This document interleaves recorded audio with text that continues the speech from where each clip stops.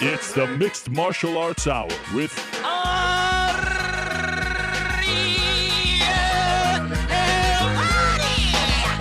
The Mixed Martial Arts Hour back in your life on this Monday, May 18th, 2015. Hello again, everyone. I'm Ariel Helwani inside our New York City studio. A pep in our step this morning, my friends, because we have a loaded show. We are kicking off a very interesting fight week. We're coming off a very interesting Saturday morning for the UFC. A lot of interesting things to discuss. A busy time as always. And of course, this Saturday, it's UFC 187. And in my opinion, thus far this year, 2015, UFC 187, the best main card of any promotion this year. Now, I know we're only 5 months in, but man, look at this main card. Even without Jon Jones, even without Khabib Nurmagomedov, if it had those two, it would be, without a doubt, 100%, no question, inarguable. But still, it's still the best. Daniel Cormier versus Anthony Johnson for the vacant UFC light heavyweight title. Chris Weidman versus Vitor Belfort, a fight that is a year and a half in the making for the UFC middleweight title. Donald Cerrone versus John McDessie. Interesting styles matchup. I think if Cerrone wins, he gets a title shot. Travis Brown versus Andrei Arlovsky. The winner could very well get a title shot. And then rounding out the main card, an important, interesting fight at 125 pounds, Joseph Benavidez versus John Moraga. You can't beat that. Plus, interesting fights on the undercard. I think 187 is definitely one to go out of your way and see. I mean, I know it's coming the same month as Mayweather-Pacquiao, but this one really tickles my fancy. So we have a lot to discuss this week on the show. We have a loaded lineup. Let us get into it. No time to waste. We have so much on today's plate. Okay, around 4 o'clock, we're going to take your questions and comments. A lot has happened in the world of MMA since we last spoke. Of course, Frankie Edgar defeating Urijah Faber Saturday in Manila. A very dominant, impressive performance, and almost even more impressive as his actual 25 minutes against Urijah Faber is what Frankie Edgar said in his post-fight interview. Wow, I loved it. That's the stuff that gets me up in the morning. Also, Mark Munoz with one of the greatest, finishes to a career. It's so funny. After UFC 184, we were sitting on this very show and shows all around the world and columns all over the place, calling for his retirement, right? I mean, he looked very old at UFC 184, and now they give him one more shot in the Philippines, and he pulls off one of the greatest endings in MMA and combat sports history to defeat Luke Barnett like that, and then to have that kind of goodbye on the mic. Major props to John Anik for giving him the mic. That's the number one rule that you can't break, but in a situation like that, when it's a fighter's swan song, you can have the mic. You can say goodbye on your terms, and Mark Munoz, one of the most beloved fighters in the history of the UFC, getting an amazing reception, an amazing ovation, and the words that he said. I mean, it made me very emotional. It really did. I was trying to write down his quotes, and I started to tear up. I couldn't see the screen. Mark Munoz is one of those guys. You'll be hard pressed to find people talk any kind of smack about him. He is just universally beloved, and he deserved that send off. And kudos to Luke Barnett. It was a very, very tough environment to win in. It was a tough set of circumstances, and he handled it with all class, even lifting Mark Munoz up afterwards, sending him a tweet and all that stuff. So a very interesting day and evening if you were watching it live in the Philippines on Saturday. And of course, as always, after a UFC event, a lot to discuss. So we'll talk about that. We will go inside the vault at around 4 as well. 3:40, we're going to be joined by Mike Miller. Mike Miller, in case you don't know, is a shooting guard / small forward for the Cleveland Cavaliers. The Cleveland Cavaliers are in the midst of a playoff run. They are playing the Atlanta Hawks in Game 1 of the Eastern Conference Finals on Wednesday. Mike Miller is taking time out of his busy schedule as an important member of the Cleveland Cavaliers. I know he doesn't play a lot these days, but he is very much an important member to talk to us about MMA and maybe a little NBA talk as well. He is friends with the likes of Ryan Bader, CB Dollaway, Aaron Simpson, a co-owner of Power MMA. Mike Miller. It's very rare that my worlds of NBA and MMA collide, my two loves collide, and this is happening at 3:40, so I can't wait for that. I know New York Rick, a big Cleveland Cavs fan, is very excited about that as well. 3:20, we're going to be joined by Henry Hooft, who, of course, has a busy weekend coming up. Anthony Johnson, Vitor Belfort, they could be champions this time next week. How about that? 3:05, Stipe Miocic will stop by to talk about his dominant win over Mark Hunt 2 Saturdays ago. 2:45, we'll talk to Sean O'Connell, who had a dominant win as well in Australia against Anthony Perosh 2 Saturdays ago. Also a budding author and a radio host.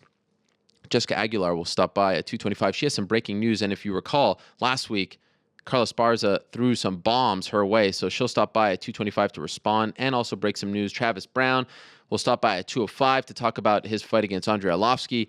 1:45, we'll talk to Smiling Sam Alvey. This man has been very much requested to be a part of our show, and we finally got him, so can't wait to talk to the smiling one. And at 1:25, we'll go all the way to Thailand to talk to Mike Swick. I remind you, as always, today's episode of the MMA Hour is presented by NOS. Do something epic. Go make your mark on the world. Hashtag with this NOS, I will. Follow them on Twitter at NOS Energy Drink. We appreciate their support very much. But first, let us go to the phone lines and welcome in our very first guest of the day. He is fresh off the plane, an amazing performance in Manila. He pitched a shutout in many people's eyes, and then what a call-out that was afterwards. Of course, we're talking about the answer himself, Frankie Edgar, who is joining us on line number one. Frankie, are you there? I'm here, man. How you doing, Ariel? Wow, great to have you on the show. Really appreciate the time. Are you jet lagged at all? I'm not, dude. I came home yesterday, and we're right to dad mode. Picked up some pizza for the kids because that's what we got to do. That's a requirement in Jersey. You got to have pizza right away, and then we just hung out in the backyard and put the kids to bed. So it was good to get back to home to the fam. Now, was it Pino's Pizza? I didn't. I made the mistake of not stopping at Pino's on the way home. Pino's is like 45 minutes away from my house. Okay. I should have done it on the way home from the airport, but I didn't think about it until I got closer to Tom's River, so I had to pick a spot here in TR. All right. We won't tell Mark Henry. I think he deserved some of your business after a performance like that, but I can understand you wanted to get home as quick. By the way, when did you get home yesterday? I walked to my door around like 7 o'clock last night. What kind of a flight is it? Is it brutal from Manila to New Jersey? Yeah, I mean, we did like 4.5 to 4, something like that, to Tokyo, and then another like 13 to Newark. So yeah, it was brutal, man. But it's not bad when you're going home with a W. Exactly. I can imagine. I mean, when you go home with the W, it makes it. I mean, you must be so happy. You're on cloud nine. You're about to go see your kids, your beautiful family. It makes it a little better than maybe the flight out there, right? Yeah, for sure. You can eat. You can have a drink if you want. It's much more enjoyable. So before we get to the actual fight itself, tell us about the experience in the Philippines. This was the UFC's, first event there. There was a lot of buzz from what I was told. It was strange for us back home because everything was happening in the middle of the night as far as the pre-fight activities, but it seemed like the crowd was a very knowledgeable and appreciative one. What was the experience like for you? Yeah, it was cool, man. I had fun all the whole way through, from the press tour to the fight. The fans are into MMA out there. They're like you. They love the NBA and they love MMA. So it was great. I feel like I got noticed there maybe more than I do here in my own state. So really, they're into it. Yeah, for sure. I walk around the mall when I was there for the press tour. I was getting stopped left and right. Did you get the impression that they were more Edgar fans or Faber fans going in? I think they were both MMA fans. It was so funny because going into this fight, on Twitter, people are like, I don't know who to cheer for. And I'm like, hey, you don't know who to cheer for, don't cheer for me. But then I start thinking, like, damn, Urijah's cool, man. I get how people can be torn. So I got the impression, and correct me if I'm wrong, that the Filipino crowd actually appreciates the smaller guys, unlike what we see here in the States. Like when they showed Demetrius Johnson on the big screen, he got a huge ovation. It makes me think that maybe if he went over there, he would get, a lot more love than he does here. Did you get that impression as well? I do. I think, even went back and watched the fight once, and, even like just some situations where maybe I had Urijah down and he just got up and got away. They were clapping for that. You know what I mean? Like they were into like the small battles, even the grappling battles, where you don't see that as much here in the United States. And then last thing on the pre-fight stuff, I recall when I believe it was UFC PR guru Dave Schaller tweeted that Dana White was going to be on Sports Nation prior to the Manny Pacquiao Floyd Mayweather fight, and they said that he was going to, promote 187, 189, all this stuff. And you tweeted, "How about a little love for my fight coming up in just a couple of weeks?" So that made me start to think, and I was very vocal about this all week long. I felt like there wasn't enough promotion for this fight. There should have been a lot more. I wanted to see documentaries. I wanted to really feel that this was a fight that was 5 years in the making. I know you were away. I know you were on the other side of the globe. But did you feel like this fight was being promoted like the important and special fight that it really was? I thought there could have been done more. Could have been done. Mm-hmm. I agree with you. And just because of the match, it's me and Faber, man. People talk this forever. I mean, two guys that've been at the top of the game for a minute now, and for them to kind of miss that opportunity to get it out there, I was a little surprised. This fight, the fight that it sells itself, 100%. But that extra boost can only help. I mean, we're fighting in the morning, so we can use as much as we can get. Was that disheartening for you? Yeah, I try not to get too involved in that stuff. It's stuff that I really can't control. I said what I said. I'm like, hey, a little love for Edgar Faber fight. I put it out there, and what are you going to do? Yeah. I wonder if this fight was taking place like on a pay-per-view in the United States, if it would have gotten more love. Do you believe that? I think it would have. I think, understandably, they obviously promote the pay-per-views more because that's their money makers. Yeah. And I get that. But, it wouldn't hurt to promote this one. Couldn't agree more. Okay, so let's talk about the performance. What a performance it was. Like I said, a lot of people thought you pitch a shutout. Maybe the second round is the only one where you could have given it to Faber. You said you watched it. What do you think? Do you think you went 5-0 against him? I do. I felt that was really pursuing him. He's tough. He wasn't giving me much. He was definitely being he's fighting like a close fight. I was trying to come after him. And I could see in the fight. I wanted to go after him, but I think I was smart enough not to overdo it because, he is Urijah Faber, and he's very dangerous in his own right. He's got a great overhand right. He's a really good guillotine, so I couldn't shoot recklessly. I had to be smart about it. So I think that might have held up the pace a little bit, but I do feel I was pushing. I was pushing the action the whole time. Did he seriously hurt you at any point in the fight? No, not at all. Nope. Wow. 25 minutes, never hurt you once.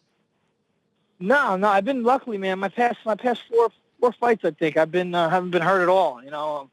Bloody nose is kind of the norm for me, so right. I've definitely had that, but nothing bad. I feel like I can get in the gym tomorrow if I really wanted to. So that used to be, part of your allure, that you were this guy who would get beat up but still keep on going. Of course, the two Maynard fights are legendary at this point. How have you changed the way you get hit or not get hit? I don't know. I just feel like I'm getting better. I'm getting more relaxed in there. And I think the more relaxed you are, your defense is better. Sometimes when you're a little amped up, you kind of stiffen up in the wrong times. And I think that's happened a couple times, in the Maynard fights. But I feel like right out the gun, right out the first round, second round, my head's really relaxed. I'm loose, and I think that helps me take less damage. I don't want to downplay what Urijah Faber did, because I think this is one of those cases where 50-45 doesn't really tell you the real story of the fight. I mean, these weren't blowouts. I mean, he was there, but it was clear every time out that you were beating him every round. But did you think it would go that way? Did you think it would be a closer fight where he would rough you up a little bit, or in the back of your mind, did you think, yeah, I got him? I think this will be a pretty one-sided victory for me. I mean, I want it to be one-sided. I want it to be even more one-sided. Just that's just how I think of myself and how I kind of want to just go in there and make a statement every time I fight. I think I was a little disappointed I wasn't able to close out those rounds even more. Although I did feel, when I look back, 5-0 on Urijah Faber is a big deal. Yeah, nothing to scoff at. I actually noticed that in your post-fight interview with John Anik, it did seem like you were actually bummed out. Like you weren't really all that happy after the fight. Yeah, that's just me being critical of myself. And, sometimes it's not good. Ricardo said, come on, man, enjoy this. It's only going to last so long. You got to make sure you enjoy it when you can, because pretty soon you're not going to be able to do stuff like this at all. Sure. So, when I go home, I watch the fight, I'm definitely happy with my performance. And, Urijah is a stud. And, for me to blank him, I mean, that speaks volumes. It's amazing this sort of second life that you've had to your career, because, you had that period where you lost to Benson twice. The first time was controversial, and then you had the Aldo fight. And now, since then, you just become so dominant and you've looked so good at 145. And I'm wondering if we can even, you're 4-1 now as a featherweight, but your first fight at 145 was against Aldo. It was your first time cutting down. You're coming off of the 2 championship losses. I feel like you're a different fighter today than the one who fought Aldo the first time. Like, that's not the same Frankie Edgar featherweight. Is that accurate? And if so, why is that? Yeah, I agree. A couple things. I'm just getting more comfortable at 45. Like you said, it was my first fight there, and getting thrown in with into deep water against Aldo, and that fight was close, man. A lot of people. I talked to a lot of people, not just fans, even some writers. They think I won 3, 4, and 5. So, and that was and that was my first fight down. I do think I'm a better fighter now, and I'm sure he is too. It's been a while, but yeah, I want another shot at him, and I think I can make up that ground now. There's actually some people who will say that he's not as good of a fighter, that he's lost a little bit of his edge, that maybe he's been, hit a little too. He's gone out there and been pretty dominant for a long time, but that he's not as dominant as he once was. Do you agree with that? I don't. I feel like he does enough to win sometimes, Yeah.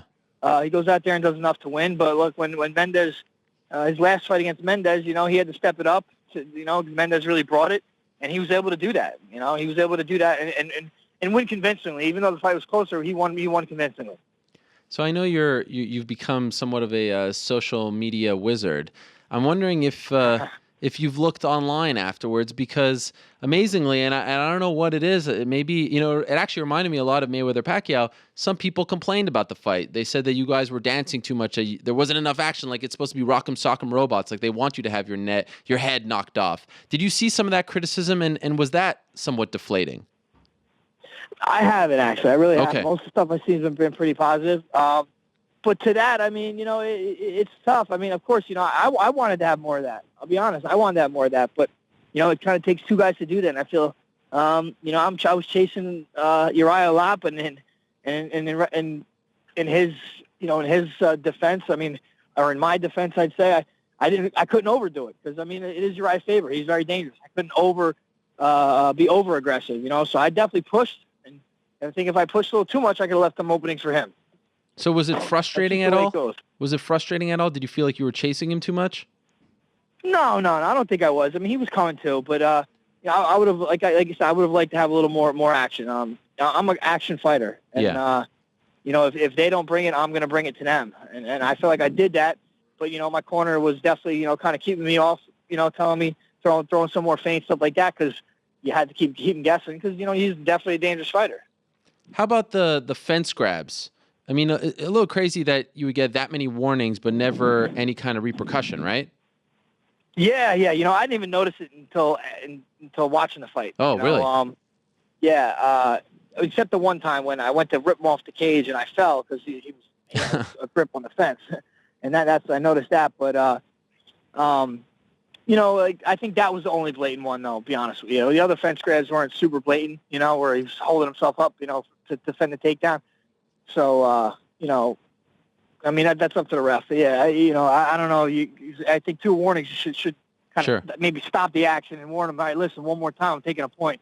It never happened, but, So then let's talk about afterwards, because like I said, the performance was great. But to me, me, I love this stuff.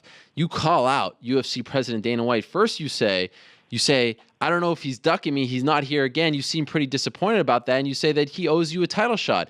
Were you legitimately upset that he wasn't there to witness that in person?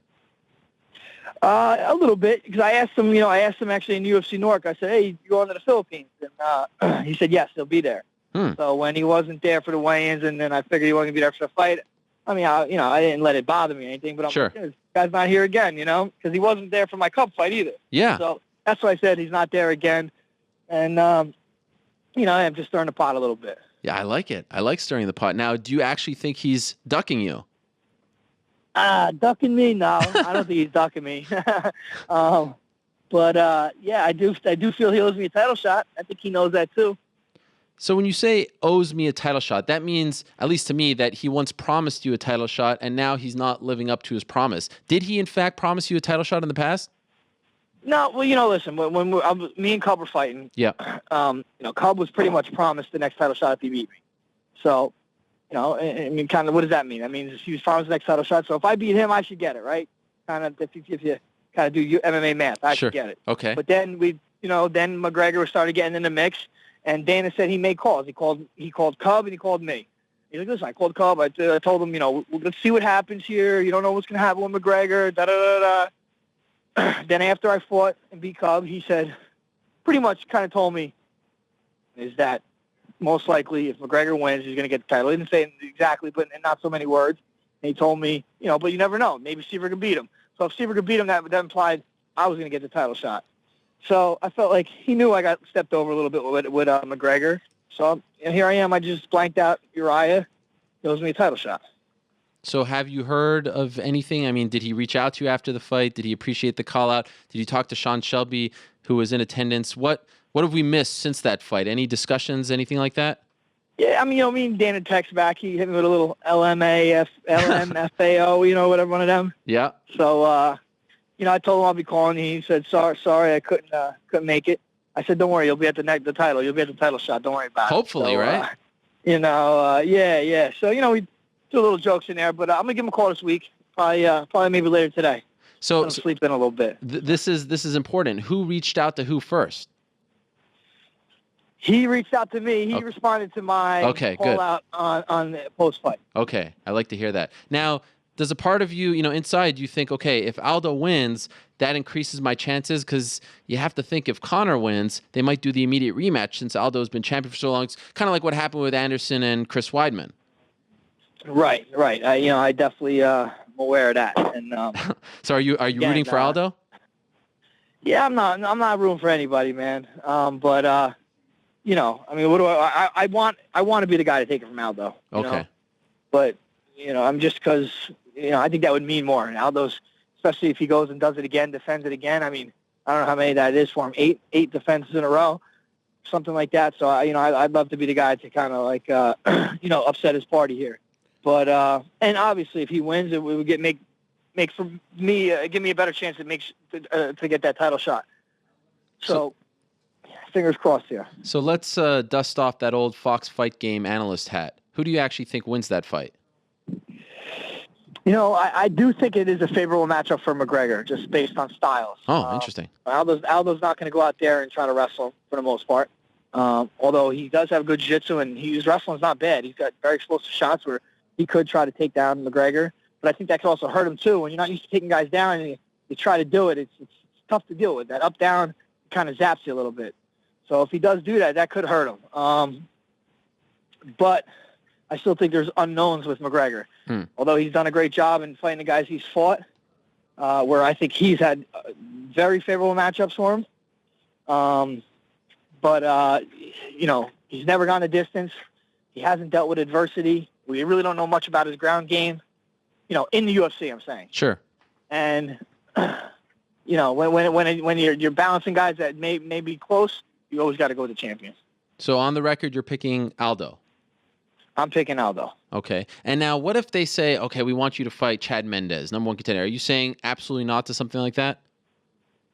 I never say no to anything. I just wasn't thinking. I don't think it makes sense for the UFC. I mean, why get rid of both of us? Sure. We're both in line. You know what I mean? Okay. How about this scenario? What if McGregor wins and they say we're going to do an immediate rematch, but we'll give you a shot at the bantamweight title? Because weren't you considering that not that long ago? I wasn't really considering it. Okay. No. Yeah. I want to take care of business at 45 first. Okay. I feel like I'm so close. And I feel like I get that 45-pound title. Then the whole mystique of being the first guy to hold three different titles, three different weight classes. Then that becomes real. Until that happens, I'll keep that in my back pocket. So you want to go one at a time, 55, 45, 35? Ideally. Is that still even a goal for you, though, 35? I don't know, man. I don't know. Like I said, if I take care of business and everyone starts talking again, that's kind of hard to pass up. The three titles three titles in three different weight classes. I mean, who knows if that ever could be done? Sure. If I could be the only guy to ever do that, but I mean, I can't even. I feel like that's like talking about winning the lottery, man. Let's take care of business. If I got to take care of business at 45 first. Are you willing to sit out a little bit to wait for that title shot? I don't want to wait that long. No, I don't. Okay. I mean, I don't know how long you're talking, but I mean, I'm wait for these guys to fight and fight the winner. I'd wait for that. Okay. But, I don't want to wait. I don't wait for like a rematch. I don't think I can wait that long. And is it fair to say at 33, even all the wars you've been in and all these fights over, I mean, almost 25 at this point, is it fair to say that the Frankie Edgar that we're seeing now is the best one we've ever seen in the UFC in your career, period? Is that you feel like you're more confident and a better fighter than you were as champion? Absolutely. I do. I feel stronger. I feel faster, much more experienced. And I think I just feel more comfortable in there. I don't get fight week is just kind of normal for me. It's I don't get too nervous. And I think the more comfortable and the more calm you are in there, the better you can react, the better you can perform.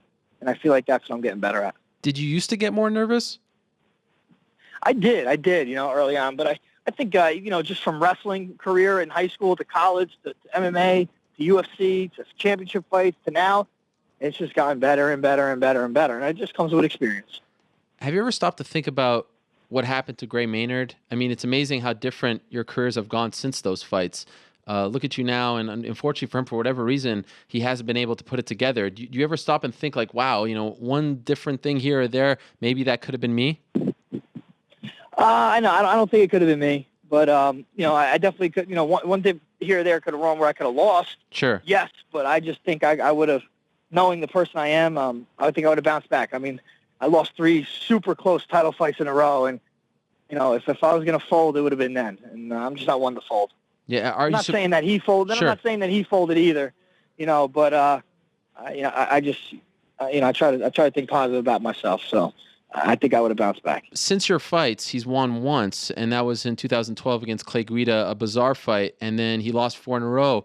Do you think like you kind of took something out of him with those fights, in particular the second one? I don't know. I don't know. People say that, especially on Twitter. Everyone goes, they say that stuff. I really, who knows? Who knows? Maybe to be dejected like that and be so close to the title and 2 times and come up short, it could take a little bit out of your will. If you don't have your will behind you, it's tough to get in there and perform. Do you think Urijah should go down to 135 again? That 145 isn't for him? I think he can do whatever he wants. I mean, he's obviously he knows how to compete with the best. I mean, really, he hasn't ever really been finished. I mean, the Barao fight got finished, but it was a little controversial. So he's in there competing with. He can compete with anybody. It's whatever he wants to do. And what was that interaction like afterwards? You guys, you tweeted out a beautiful picture of both of you. I think he did it first, and then you responded. I love that stuff. That's one of my favorite things about MMA, the mutual respect. What did you guys say to each other afterwards? Just, hey, I told him, I looked up to him when I first got to the UFC. He was the man at the WC. He was on the commercials, on Spike TV and all that stuff. And, I just told him I looked up to him, and, he's one of the greats. And, he told me he wishes me the best. He said, I hope you get the title shot. He said, I'm always rooting for you. He said, unless you fight Chad. And me and Urijah have been cool for a pretty long time now. So this was, he's probably the guy, I like the most that I ever fought, Wow. That's a strong statement. Mutual respect all across the board. Absolutely. Okay, final thing. The floor is yours. I know he watches the show every week. Give us another message for Dana White. I love these Frankie Edgar messages. These are great. What do we need? Let's go. Here we go. Dana, man, I know he watches this every week. Every week. He's hearing this. And, he heard me, man. I feel like he owes me a title shot. I think he knows he does. And I'll be calling him this week, maybe in a couple hours. Oh, so any I'm chance? Gonna be pestering him. I know, like they're was it the Republican and Democratic Party? They're on the campaign trail right now. Yes, I'm on the campaign trail right now. Would you like I'm gonna use my political science background a little bit here? Would you like to conference us in to help your cause in any way, shape, or form? That might be good. How about to everyone listening, to my guys, to my fans, the Frankie Edgar fans, definitely get on Dana. All right, I've seen a bunch have already, but that can only help. All right, Frankie. Well, congratulations again. blown away by the performance. I mean, your performances as of late, I mean, historic Hall of Fame stuff, just really amazing stuff. Congratulations on doing what you did this past weekend. Thank you so much for the time. I know you're probably tired. You want to chill out and just enjoy your victory. So this means a lot to us, and good luck in that conversation with Dana White and getting that title shot ultimately. You got it, Ariel. Thank you so much. Always a pleasure talking to you, man. All right, there he is, Frankie Edgar. Is he the number one contender in the featherweight division behind, of course, Conor McGregor, who has a title fight on July 11th? We will see. Interesting times at 145.